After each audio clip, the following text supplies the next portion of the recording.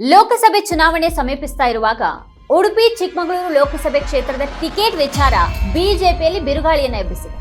ಹಾಲಿ ಸಂಸದೆ ಕೇಂದ್ರ ಸಚಿವೆಯೂ ಆಗಿರುವಂತಹ ಶೋಭಾ ಕರಂದ್ಲಾಜೆಗೆ ಮತ್ತೆ ಟಿಕೆಟ್ ನೀಡಬಾರದು ಅಂತ ಚಿಕ್ಕಮಗಳೂರು ಭಾಗದಲ್ಲಿ ಕಾರ್ಯಕರ್ತರು ಪತ್ರ ಚಳವಳಿಯನ್ನ ನಡೆಸ್ತಾ ಇದ್ದಾರೆ.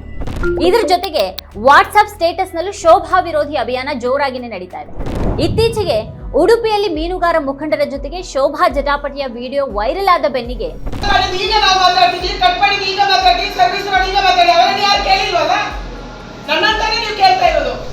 ಈ ಬೆಳವಣಿಗೆ ಚಿಕ್ಕಮಗಳೂರು ಭಾಗದಿಂದ ನಡೆದಿದೆ.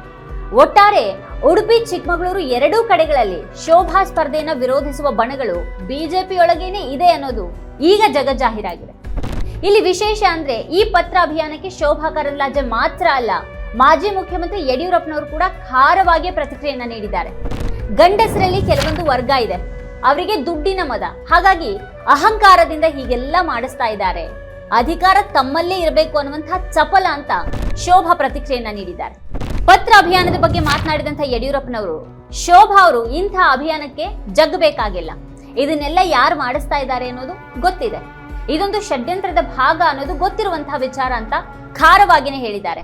ಅಲ್ಲಿಗೆ ಈ ಬಾರಿಯೂ ಟಿಕೆಟ್ ವಿಚಾರದಲ್ಲಿ ಶೋಭಾ ಬೆನ್ನಿಗೆ ಯಡಿಯೂರಪ್ಪ ಗಟ್ಟಿಯಾಗಿ ನಿಲ್ಲೋದು ಖಚಿತ ಅಂತ ಆಯ್ತು.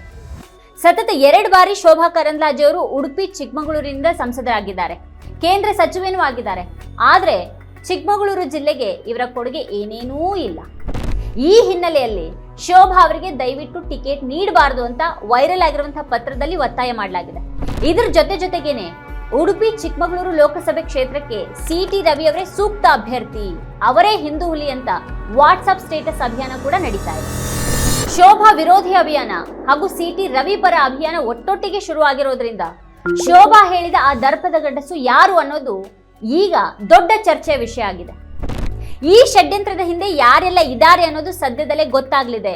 3 ದಿನ ಕಾದ್ ನೋಡಿ. ಮೊದಲ ಅಭ್ಯರ್ಥಿಗಳ ಪಟ್ಟಿ ಬಿಡುಗಡೆಯಾಗಲಿದೆ. ಮೋದಿ ಅವರ ಸಂಪುಟದಲ್ಲಿ ಶೋಭಾ ಕರಂದ್ಲಾಜೆ ಅವರು ಉತ್ತಮ ಕೆಲಸವನ್ನ ಮಾಡಿದ್ದಾರೆ, ಈ ಬಾರಿಯೂ ಅವರಿಗೆ ಟಿಕೆಟ್, ಅವರು ಮತ್ತೆ ಚುನಾವಣೆಯನ್ನ ಗೆಲ್ಲಲಿದ್ದಾರೆ ಅಂತ ಮಾಜಿ ಮುಖ್ಯಮಂತ್ರಿ ಯಡಿಯೂರಪ್ಪ ಅವರು ಹೇಳಿದ್ದಾರೆ. ಶೋಭಾ ವಿರುದ್ಧ ಕ್ಷೇತ್ರದ ಜನರು ತಿರುಗಿ ಬಿದ್ದಿರೋದು ಇದೇ ಮೊದಲೇನಲ್ಲ. ಅವ್ರ ವಿರುದ್ಧ ಗೋ ಬ್ಯಾಕ್ ಅನ್ನುವಂಥ ಅಭಿಯಾನ ಕಳೆದ ಚುನಾವಣೆ ವೇಳೆಯೂ ಕೂಡ ನಡೆದಿತ್ತು. ಇದನ್ನೆಲ್ಲ ಉದ್ದೇಶ ಪೂರ್ವಕವಾಗಿ ಯಾರು ನಡೆಸ್ತಾ ಇದ್ದಾರೆ ಅನ್ನೋದು ಗೊತ್ತಿದೆ. ಹೈಕಮಾಂಡ್ ಎಲ್ಲವನ್ನ ನೋಡ್ತಾ ಇದೆ, ಸರಿಯಾದ ಪಾಠವನ್ನ ಅಂಥ ಗಂಡಸರಿಗೆ ಕಲಿಸಲಿದೆ. ಇದು ಉದ್ದೇಶ ಪೂರ್ವಕವಾಗಿ ನಡೀತಾ ಇರುವಂತಹ ಕೆಲಸ. ಕಪ್ಪು ಚುಕ್ಕೆಯಲ್ಲದೆ ರಾಜಕಾರಣವನ್ನ ಮಾಡಿದ್ದೇನೆ ಅಂತ ಶೋಭಾ ಕರಂದ್ಲಾಜೆ ತಿರುಗೇಟನ್ನ ನೀಡಿದ್ದಾರೆ. ಹೈಕಮಾಂಡ್ಗೆ ಕಳಿಸಲಾಗಿದೆ ಅನ್ನುವಂತಹ ಪತ್ರವನ್ನ ಯಾರ ಹ್ಯಾಂಡ್ ರೈಟಿಂಗ್ ನಲ್ಲಿ ಬರೆಯಲಾಗಿದೆ, ಯಾರು ಪೋಸ್ಟ್ ಮಾಡೋದಿಕ್ಕೆ ಹೇಳಿದ್ದಾರೆ, ಎಷ್ಟು ಪತ್ರವನ್ನ ಪೋಸ್ಟ್ ಮಾಡೋದಿಕ್ಕೆ ಹೇಳಿದ್ದಾರೆ, ಈ ಎಲ್ಲ ಮಾಹಿತಿಯನ್ನ ಹೈಕಮಾಂಡ್ ತರಿಸಿಕೊಂಡಿದೆ. ಕಾಂಗ್ರೆಸ್ ಪಕ್ಷಕ್ಕೆ ಅವರ ಶಾಸಕರನ್ನ ವಿಶ್ವಾಸಕ್ಕೆ ತೆಗೆದುಕೊಳ್ಳೋದಿಕ್ಕೆ ಆಗ್ತಾ ಇಲ್ಲ, ಹಾಗಾಗಿ ಬಿಜೆಪಿ ಶಾಸಕರನ್ನ ಸೆಳೆಯುವಂತಹ ಕೆಲಸವನ್ನ ಮಾಡ್ತಾ ಇದ್ದಾರೆ ಅಂತ ಶೋಭಾ ಕರಂದ್ಲಾಜೆ ಟೀಕೆ ಮಾಡಿದ್ದಾರೆ. ಯಡಿಯೂರಪ್ಪ ಹಾಗೂ ಸಿಟಿ ರವಿ ನಡುವೆ ವೈಮನಸ್ಸು ಇದೇನು ಹೊಸತೇನಲ್ಲ. ಕಳೆದ ವಿಧಾನಸಭೆ ಚುನಾವಣೆ ಸಂದರ್ಭದಲ್ಲೂ ಬಹಿರಂಗವಾಗಿಯೇ ಸಿಟಿ ರವಿ ಯಡಿಯೂರಪ್ಪ ಹಾಗೂ ಅವರ ಕುಟುಂಬದ ವಿರುದ್ಧ ಹೇಳಿಕೆಯನ್ನ ನೀಡಿದ್ರು. ಯಾರದ್ದೋ ಮನೆಯ ಕಿಚನ್ ನಲ್ಲಿ ಬಿಜೆಪಿ ಟಿಕೆಟ್ ನಿರ್ಧಾರ ಆಗೋದಿಲ್ಲ ಅಂತ ಕುಟುಕಿದ್ರು. ಅದಕ್ಕೆ ವಿಜಯೇಂದ್ರ ಕೂಡ ಬಹಿರಂಗವಾಗಿ ತಿರುಗೇಟನ್ನ ನೀಡಿದ್ರು. ಕೊನೆಗೆ ಚಿಕ್ಕಮಗಳೂರಿನಲ್ಲಿ ಯಡಿಯೂರಪ್ಪ ಅವರ ಆಪ್ತ, ಬಿಜೆಪಿಯನ್ನ ಬಿಟ್ಟು ಕಾಂಗ್ರೆಸ್ ಸೇರಿದಂತ HD ತಮ್ಮಯ್ಯ ಅವರೆದುರು ಸಿಟಿ ರವಿ ಸೋತಿದ್ದು ಆಯ್ತು. ವಿಧಾನಸಭೆಗೆ ಹೋಗೋದಿಕ್ಕೆ ಆಗದಂತಹ ಸಿಟಿ ರವಿ ಈಗ ಸಂಸತ್ತಿಗೆ ಹೋಗುವಂತಹ ಪ್ರಯತ್ನದಲ್ಲಿದ್ದಾರೆ. ಆದ್ರೆ ಅವರು ನೇರವಾಗಿ ನನಗೆ ಟಿಕೆಟ್ ಕೊಡಿ ಅಂತ ಕೇಳ್ತಾ ಇಲ್ಲ. ಈ ಬಾರಿ ಕರ್ನಾಟಕದಲ್ಲಿ ಟಿಕೆಟ್ ಹಂಚಿಕೆಯಲ್ಲಿ ಯಡಿಯೂರಪ್ಪ ಹಾಗೂ ವಿಜಯೇಂದ್ರ ಅವರದ್ದೇ ಕಾರುಬಾರು ನಡೆಯುವಂತ ಎಲ್ಲಾ ಲಕ್ಷಣಗಳು ಕಾಣಿಸ್ತಾ ಇವೆ. ಉಡುಪಿ ಚಿಕ್ಕಮಗಳೂರು ಕ್ಷೇತ್ರದಿಂದ ಮತ್ತೆ ಶೋಭಾಗೇನೆ ಟಿಕೆಟ್ ಕೊಡಿಸೋದಕ್ಕೆ ಬಿಜೆಪಿ ರಾಜ್ಯ ಘಟಕ ಉತ್ಸುಕ ಆಗಿದೆ. ಸ್ವತಃ ಶೋಭಾ ಅವರೇ ಉಡುಪಿ ಚಿಕ್ಕಮಗಳೂರನ್ನ ಬಿಟ್ಟು ಬೆಂಗಳೂರು ಉತ್ತರದ ಕಡೆಗೆ ಹೋಗುವಂತ ಅಂದಾಜಿನಲ್ಲಿದ್ರು. ಆದ್ರೆ ಅಲ್ಲಿ ಟಿಕೆಟ್ ಸಿಗೋದು ಕಷ್ಟ ಅಂತ ಗೊತ್ತಾದ ಮೇಲೆ ಮತ್ತೆ ಉಡುಪಿ ಭೇಟಿಯನ್ನ ಶುರು ಮಾಡಿದ್ದಾರೆ. ಅದೇ ಚಿಕ್ಕಮಗಳೂರು ಜಿಲ್ಲೆಯಿಂದ ಪತ್ರ ಅಭಿಯಾನ ಶುರುವಾಗಿದೆ. ಶೋಭಾ ಅವರಿಂದ ಏನೇನು ಕೆಲಸ ಆಗಿಲ್ಲ, ಅವರಿಗೆ ಟಿಕೆಟ್ ಬೇಡ ಅಂತ ಆಗ್ರಹ ಪತ್ರದಲ್ಲಿದೆ. ಜೊತೆಗೆ ವಾಟ್ಸ್ಆಪ್ಗಳಲ್ಲಿ ಸಿಟಿ ರವಿ ಹಿಂದೂ ಹುಲಿ, ಅವರಿಗೆ ಟಿಕೆಟ್ ಕೊಡಿ ಅಂತ ಅಭಿಯಾನ ಕೂಡ ಶುರುವಾಗಿದೆ. ಹಾಗಾಗಿ ಶೋಭಾ ಹೇಳ್ತಾ ಇರುವಂತ ಆ ದರ್ಪದ ಗಂಡಸು ಯಾರು ಅನ್ನೋದು ಯಾರು ಬೇಕಾದ್ರೂ ಸುಲಭವಾಗಿ ಊಹೆ ಮಾಡ್ಕೊಳ್ಬಹುದಾಗಿದೆ. ಕೇಂದ್ರ ಸಚಿವೆ ಶೋಭಾ ಕರಂದ್ಲಾಜೆ ವಿರುದ್ಧ ಚಿಕ್ಕಮಗಳೂರಿನಲ್ಲಿ ಷಡ್ಯಂತ್ರ ಮಾಡಲಾಗ್ತಾ ಇದೆ ಅಂತ ಯಡಿಯೂರಪ್ಪ ಅವರು ಆರೋಪ ಮಾಡಿದ್ದಾರಲ್ಲ ಅಂತ ಸುದ್ದಿಗಾರರು ಪ್ರಶ್ನೆ ಮಾಡಿದಾಗ ಸಿಟಿ ರವಿ, ಯಡಿಯೂರಪ್ಪ ಅವರು ನಮ್ಮ ಪಕ್ಷದ ಹಿರಿಯ ನಾಯಕರು, ಹೀಗಾಗಿ ಬಾಸ್ ಇಸ್ ಆಲ್ವೇಸ್ ರೈಟ್ ಅಂತ ಹೇಳಿದ್ದಾರೆ. ಅಂದ್ರೆ ಚುನಾವಣೆ ಹೊತ್ತಲ್ಲಿ ಮತ್ತೆ ಯಡಿಯೂರಪ್ಪ ವಿರುದ್ಧ ಹೋಗೋದಿಕ್ಕೆ ಅವ್ರು ರೆಡಿ ಇಲ್ಲ. ಅದ ಉಡುಪಿಯಲ್ಲೂ ಕಾಂಗ್ರೆಸ್ನಿಂದ ಬಿಜೆಪಿಗೆ ಬಂದಂತಹ ಮೊಗವೀರ ಸಮುದಾಯದ ಪ್ರಮೋದ್ ಮಧ್ವರಾಜ್ ಟಿಕೆಟ್ಗಾಗಿ ಜೋರಾಗಿನೇ ಲಾಭಿ ಮಾಡ್ತಾ ಇದ್ದಾರೆ. ಮೀನುಗಾರ ಮುಖಂಡರು ಅವರ ಬೆನ್ನಿಗೆ ನಿಂತಿದ್ದಾರೆ. ಮೊನ್ನೆ ಮೀನುಗಾರರ ಜೊತೆ ಸಭೆಯಲ್ಲೂ ಶೋಭಾ ವಿರುದ್ಧ ಮೀನುಗಾರ ಮುಖಂಡರು ಮಾತಾಡಿದ್ದಾರೆ. ನೀವು 2 ಸತಿ ಗೆದ್ರೂ ಕೂಡ ಇಲ್ಲಿ ನಮ್ಮ ಕೆಲಸ ಮಾಡಿಲ್ಲ ಅಂತ ತಕರಾರನ್ನ ಎತ್ತಿದ್ದಾರೆ. ಶೋಭಾಗೂ ಸಿಟ್ಟು ಬಂದು ತಿರುಗೇಟನ್ನ ನೀಡಿದ್ದಾರೆ. ಅಷ್ಟಕ್ಕೂ ಮೀನುಗಾರ ಮುಖಂಡರು ಮಾಡಿರುವಂತಹ ಆರೋಪವು ನಿರಾಧಾರ ಏನಲ್ಲ. ಕಳೆದ 2 ಅವಧಿಗೆ ಶೋಭಾ ಅವರು ಉಡುಪಿ ಚಿಕ್ಕಮಗಳೂರು ಸಂಸದರಾಗಿದ್ರು ಕೂಡ ಅವ್ರು ಅಲ್ಲಿ ಮಾಡಿರುವಂತಹ ಅಭಿವೃದ್ಧಿ ಕೆಲಸಗಳು ಅಷ್ಟಕ್ಕಷ್ಟೇ ಅನ್ನೋದು ಎಲ್ರಿಗೂ ಗೊತ್ತಿರುವಂತಹ ವಿಚಾರನೇ.